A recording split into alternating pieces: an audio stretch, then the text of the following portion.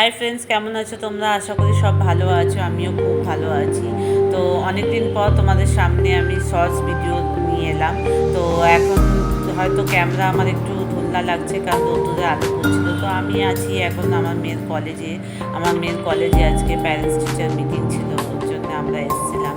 তো এটা হচ্ছে আমার মেয়ের কলেজের ক্যাম্পাস, তোমরা দেখে নাও। আমার মেয়ে এখানে ইঞ্জিনিয়ারিং পড়ে। তো আমার শাশুড়িকেও আমাদের সাথে এনেছিলাম, কারণ উনি কলেজ দেখেনি, তার জন্যে তো ওনাকে কলেজ ক্যাম্পাস ঘোরাচ্ছিলাম।